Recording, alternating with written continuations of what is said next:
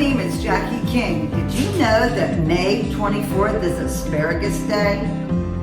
Please continue to watch our video as we show you one of the most delicious recipes using Delaware grown asparagus. You can watch us on Delaware Farm Bureau YouTube channel. To help me with this recipe are my sisters. Hi, I'm Bonnie King. And I'm Nancy. And we have a fourth sister that can't be with us today because she's hard at work at the office taking care of our farmers. Did you know that asparagus dates back to 3000 BC and was brought to North America in 1655? No, but I know it has a lot of good nutrition. Wow. Today's recipe will be Valerie Bertinelli's Asparagus Herb and Goat Cheese Tart. And did you know that Valerie Bertinelli is a Delaware native? She grew up in Claymont, Delaware, went on to be a successful actress, and in 2018 she became a star of a culinary show called Valerie Bertinelli.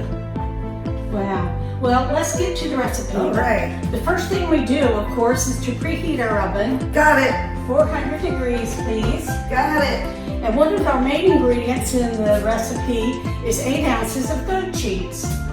And did you know that Delaware has a lot of goats? And we're going to have our very own goat cheese maker.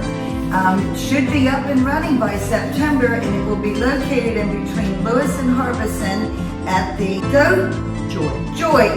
Forgot it. Goat Joy at the Ritter Family Farms. Thanks, Nancy. Good to know. So to continue with our recipe, we're using a food processor. If you don't have one, it's okay. You can use a bowl for this.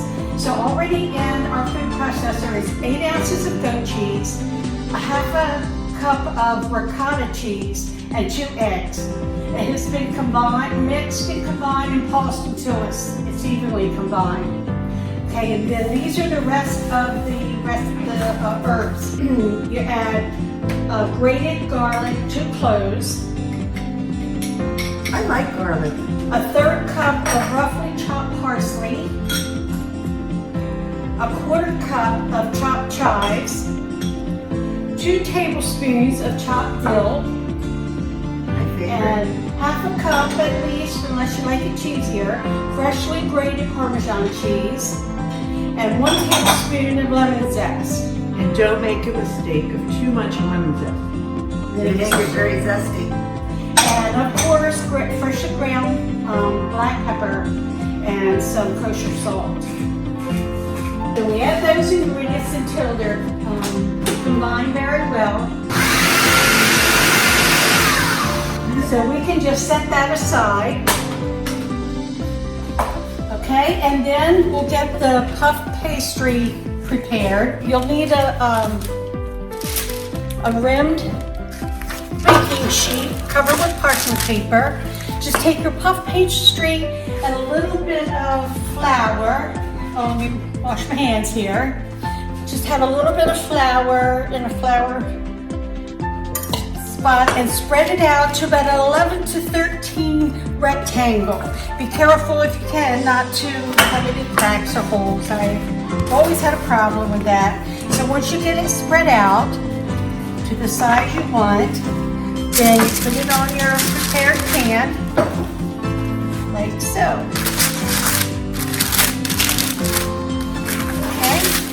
The next thing we want to do is to add the goat cheese herb mixture. Okay, thank you, Jackie. And we'll put this all right in the middle. It smells so good. Put this all right in the middle, spread it around, and spread it around to about an inch away from each edge. So you have an inch on each side about. Nice and thick. While I'm doing this, Jackie is preparing the asparagus. And Jackie, what did you do to prepare the asparagus? All you do is just put a little bit of olive oil and pepper and salt and just kind of coat your asparagus. And there's one really neat way to figure out how fresh your asparagus is that if you just snap then you know you've got good fresh asparagus. Bonnie, are you ready for me? Yes, I am. I've got it all spread out and ready.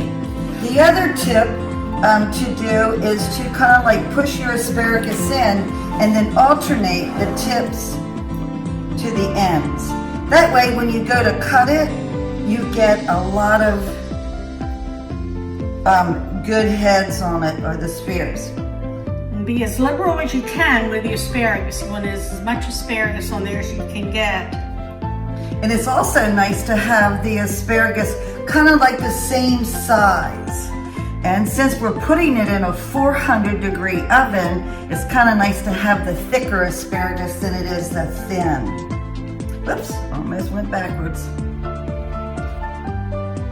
Did you know that once you get asparagus established in the ground, that you can harvest 15 to 20 years?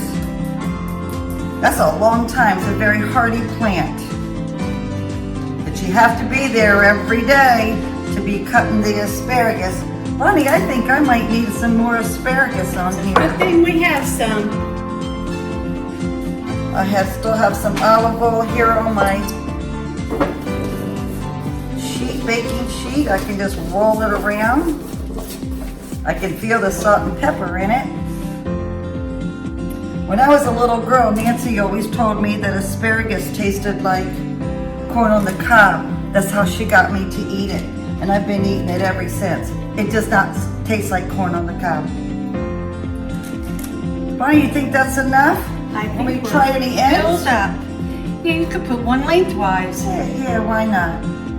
I have prepared some egg wash. It's just an egg with a little bit of water mixed together. And what we do with that is we coat any part of the pasta that may be showing, which should be around your edge. Push it all in. Yep, get those asparagus nestled in that mixture. So we liberally put the egg wash on here. And then we're putting it in 400-degree oven, which is prepared and preheated. And then you look for the pastry to be golden brown and the cheese mixture, goat cheese mixture, to be set to know it's done. So I think we're ready to put this in.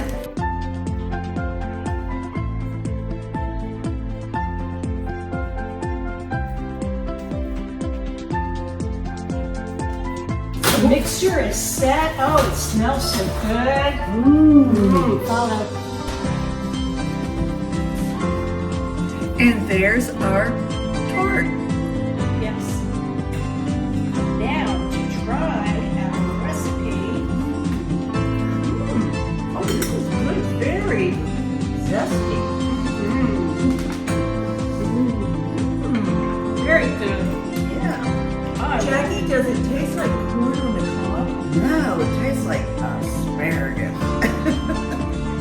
Thank you for watching, and hopefully you'll visit Delaware Farm Bureau website or our YouTube channel to get more information on the recipe. Have a great day.